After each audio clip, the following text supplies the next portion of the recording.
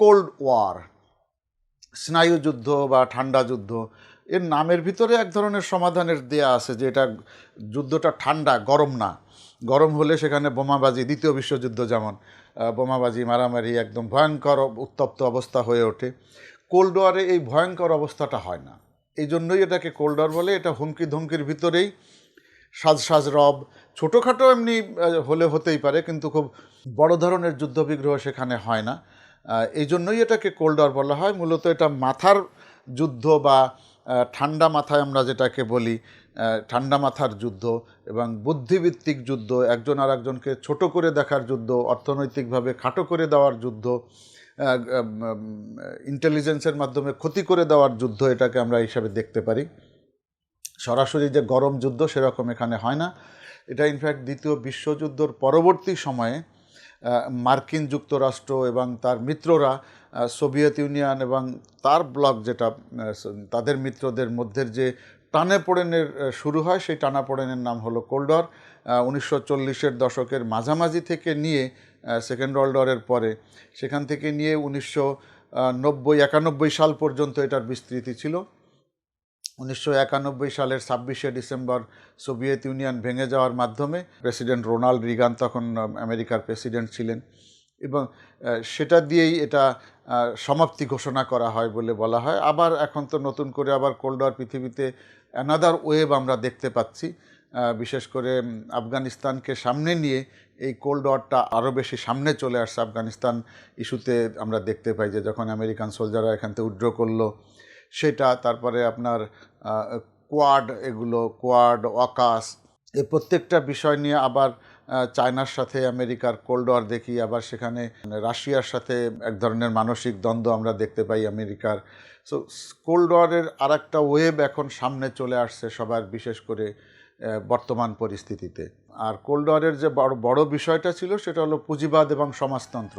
মার্কিন যুক্তরাষ্ট্র এবং তার মিত্র দেশগুলোর মধ্যে গণতন্ত্র, পুঁজিবাদ এরা তাদের পক্ষে ছিল, আর অপরদিকে সোভিয়েত ইউনিয়ন বা তার বলয়ভুক্ত যে দেশগুলো ছিল, বিশেষ করে আপনার পূর্ব ইউরোপের দেশ, আমাদের এশিয়ার কিছু দেশ, ক্যারিবিয়ান এবং দক্ষিণ আমেরিকার দেশ ছিল বেশ কিছু, তাদের মিত্র যারা ছিল তারা সমাজতন্ত্রী বা কমিউনিজমের পক্ষে তারা ছিল, পুঁজিবাদের বিপক্ষে তারা ছিল।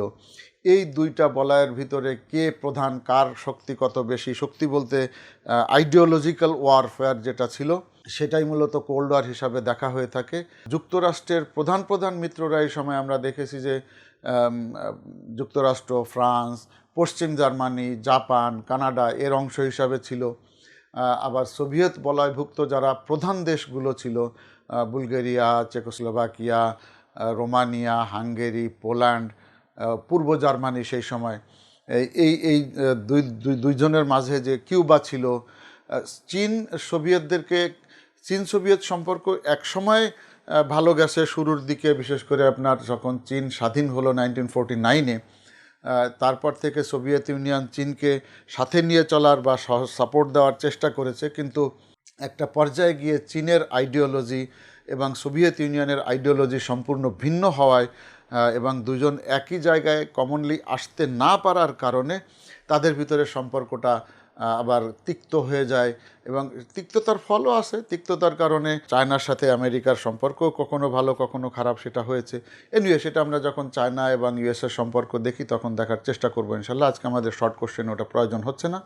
সো পৃথিবী এই সময়টাতে 1990 সাল পর্যন্ত আমরা দেখি যে দুইটা ব্লকে ভাগ হয়ে গেছে, একটা গণতন্ত্র এবং পুঁজিবাদী, আর একটা হলো আপনার কমিউনিজম এবং সোশ্যালিজমের পক্ষে। এই দুইটা অংশে ভাগ হয়ে গেছে, এবং আরেকটা ভাগ যখন ছিল সেটাও একটা ভাগ আমরা বলতে পারি জোট নিরপেক্ষ, যারা এই দুই দলের কারো সাথেই না, তারা জোট নিরপেক্ষ দলের ভিতরে ছিল, ন্যাম, বাংলাদেশের মতন দেশগুলো। সো আলটিমেটলি সোভিয়েত ইউনিয়নের যে পরিবর্তন ঘটেছে তারপর থেকে এই যুদ্ধের সমাপ্তি, এই ঠান্ডা যুদ্ধ বা মনস্তাত্ত্বিক যুদ্ধ, স্নায়ু যুদ্ধের সমাপ্তি ঘটে। এই ঘটনাটাকে ইনফ্যাক্ট কোল্ড ওয়ার শব্দটা সবচেয়ে প্রথম জর্জ অরওয়েল, খুব ইংল্যান্ড ব্রিটিশ একজন খুব নামকরা কবি, উনি 1945 সালে এই শব্দটাকে প্রথম ব্যবহার করেন। বাংলায় স্নায়ু যুদ্ধ বলা হয়, বা ইংরেজিতে অন্য আরও শীতল যুদ্ধ, ঠান্ডা যুদ্ধ, বিভিন্ন নামে এটাকে ডাকা হয়ে থাকে। সো এটাকে ঠান্ডা যুদ্ধ বা কোল্ড ওয়ার বলার কারণ আমরা অলরেডি বলেছি, এটা সরাসরি কখনো যুদ্ধ মুখোমুখি হয় না, একে অপরকে হুমকি ধমকি বলা বলি করে, এই দিলাম ধরে ফেললাম, অস্ত্র নিয়োগ করছে। ইউরোপে এসে আমেরিকা মিসাইল সেট করছে, সোভিয়েত ইউনিয়ন কিউবাতে গিয়ে সেট করছে। সো এই দেখাদেখির বিষয়গুলো ছিল সবসময়, বিশেষ 1970-এর দশকে খুব মারাত্মক আকারও ধারণ করেছে। কিন্তু যুদ্ধ কখনো সরাসরি এই মিসাইল ছোড়াছুড়ি যুদ্ধ এগুলো কখনো হয় নাই। এই জন্য গরম যেহেতু হয় নাই, এই জন্যকে ঠান্ডা বলে, যে পরিস্থিতি বাহ্যিকভাবে সবসময় ঠান্ডা ছিল, উত্তপ্ত হয়ে ওঠে নাই। বাকবিতণ্ডা বা এরকম চরম মানে বাকবিতণ্ডার ভিতর দিক এটা শেষ হয়ে গেছে, অস্ত্রের ঝঞ্ঝানি এখানে খুব একটা বেজে ওঠে নাই।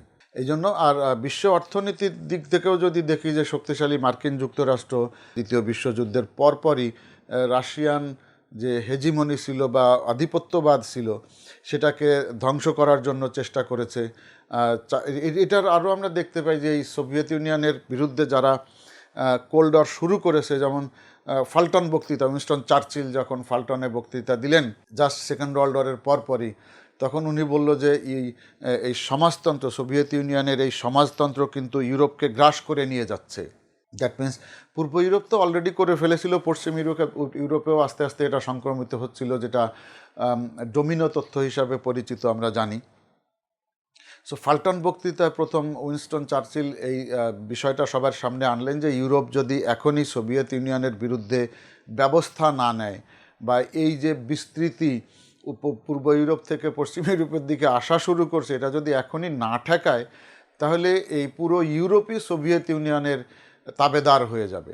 এইখান থেকে প্রথম অফিসিয়ালি শুরু হলো কোল্ড ওয়ার সামনে নিয়ে আসা। এটা খুব সম্ভবত 1946 সালে ছিল। দেন আমেরিকানরা এটার সামনে চলে আসলো আরও।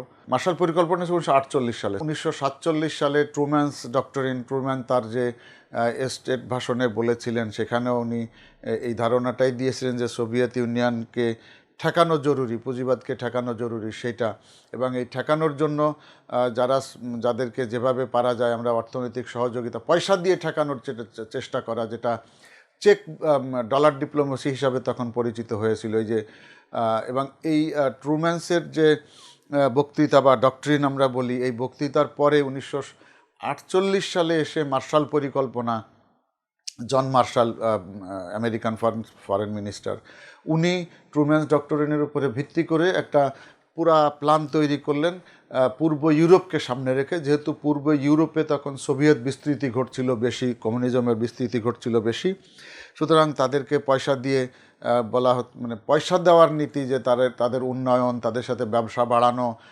তাদেরকে মানে বিভিন্ন ধরনের টোপ সামনে দিয়ে সোভিয়েতের বিপক্ষে নিয়ে যাওয়া বা সোভিয়েতের প্রসার ঠেকানোর যে চেষ্টা, সেটা আমরা এই সময় দেখেছি যে মার্শাল প্ল্যানের মধ্যে। এবং সর্বশেষ রিগান্স ডক্টরিনের মধ্য দিয়ে এই সোভিয়েত ইউনিয়নের এটা শেষ হয়ে, রিগান্স ডক্টরিন ছিল যে যারা আমাদের পক্ষে কথা বলে বা যারা সোভিয়েত ইউনিয়নের বিরুদ্ধে যুদ্ধ করছে অথবা যারা সোভিয়েত ইউনিয়নের বিরোধিতা করে, আমাদের এটাও ওই স্টেট ভাষণে উনি বলেছিলেন 1985 সালে বোধহয় এটা, হ্যাঁ 1985-এ, যে যারা সোভিয়েত ইউনিয়নের বিরুদ্ধে যায় বা আমাদের সমর্থন করে, এদেরকে যে কোনো ধরনের সহায়তা দেওয়া, এদের পাশে দাঁড়ানোটা যুক্তরাষ্ট্রের জন্য এটা বাধ্যতামূলক। দ্যাট মিন্স যারা সোভিয়েত ইউনিয়নের বিরোধিতা করবে তারাই আমাদের বন্ধু, তারা পয়সা পাবা, তাদেরকে অস্ত্র দিব, সব কিছু দিব, সোভিয়েত ঠেকাও, এই প্রিন্সিপালটা সেই এবং এই ডক্টরিনের, রিগান্স ডক্টরিনের কারণেই আমরা সর্বশেষ অবস্থান দেখলাম যে গর্বাচেভকে বাস উনি কাবু করেও ফেলতে পারলেন। 1991 সালের ডিসেম্বর মাসের 26 তারিখে এই কোল্ড ওয়ার শেষ হলো গ্লাসনস্ট এবং পেরেস্ত্রোইকার কারণে, যখন ভেঙে দেওয়া হলো সোভিয়েত ইউনিয়নকে। তারপরে